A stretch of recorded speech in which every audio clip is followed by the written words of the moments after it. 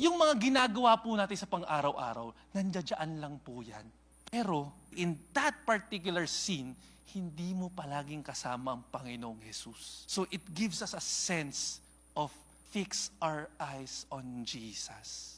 Na kahit man anong pong mangyari, kahit abala ka, kaya nga po pinapaalala po sa atin, we have to take Sabbaths po once a week. Because yun nga po, nandiyan naman palagi ang mga bagay-bagay. Kaya nga po sabi, seek first His kingdom and His righteousness, and all these things shall be added unto you.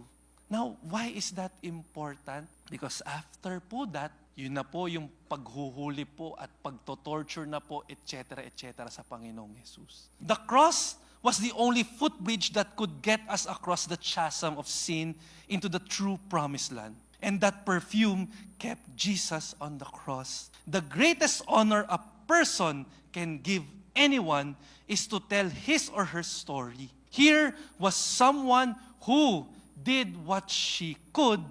Literally, she used what she had. She gave all that she had. And what is that image? That image is love.